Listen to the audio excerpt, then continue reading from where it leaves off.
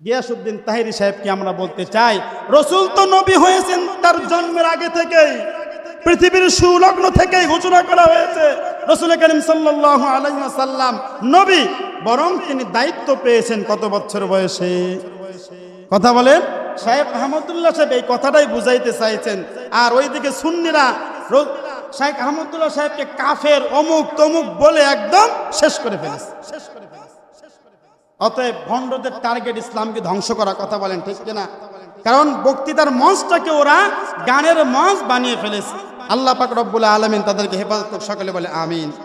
শাইখ আহমদুল্লাহ উম্মতের একজন দরদি আলেম, তিনি মহান একটি মিশন নিয়ে সমাজের মধ্যে কাজ করতেছেন। তো তিনি তার বয়ানে তাকে জিজ্ঞাসা করা হয়েছে রাসূল করিম সাল্লাল্লাহু আলাইহি ওয়াসাল্লাম কত বছরে তিনি নবুয়ত লাভ করেছেন। রাসূল করিম সাল্লাল্লাহু আলাইহি